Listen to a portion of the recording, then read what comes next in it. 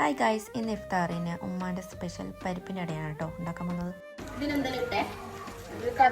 കടലപ്പരിപ്പ് വേവിച്ച് മഞ്ഞപ്പൊടി, മല്ലിപ്പൊടി, ഇഞ്ചി, പച്ചമുളക്,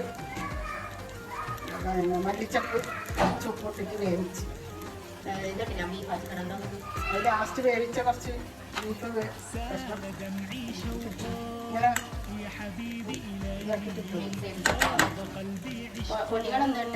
മല്ലിപ്പൊടി, മഞ്ഞപ്പൊടി, അത് ഗരം മസാല,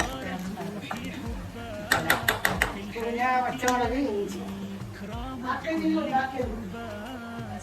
വെളുത്തുള്ളിയും ഇഞ്ചിയും പച്ചമുളകും വേവിച്ച് പരിപ്പിട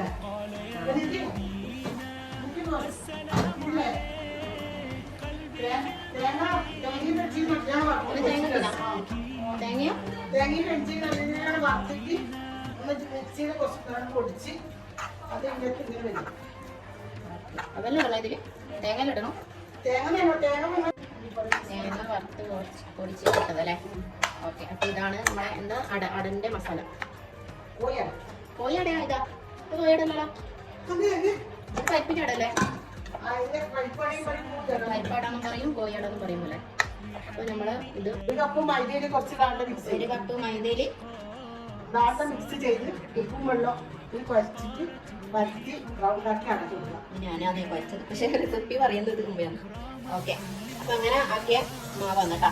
ഇനി നമ്മള് പരിപ്പിന്റെ അട ആക്കാം. ഈ ഒരു ഇതിലാണ് നമ്മളെ പരിപ്പിന്റെ അട ആക്കാൻ പോകുന്നത്. അടാക്കാൻ എല്ലാവർക്കും അറിയില്ലേ? അപ്പൊ ഇതാണ് റെസിപ്പി. അപ്പോൾ കണ്ണൂർ സ്പെഷ്യൽ ഉമ്മാൻ്റെ സ്പെഷ്യൽ പരിപ്പിൻ്റെ അട നിങ്ങൾക്ക് എല്ലാവർക്കും മനസ്സിലായിട്ടുണ്ടെന്ന് വിചാരിക്കുന്നു. അപ്പം ഈ റെസിപ്പി ട്രൈ ചെയ്യാം. വീഡിയോ ഇഷ്ടമായെങ്കിൽ ഫോളോ ചെയ്യാൻ മറക്കണ്ട കേട്ടോ.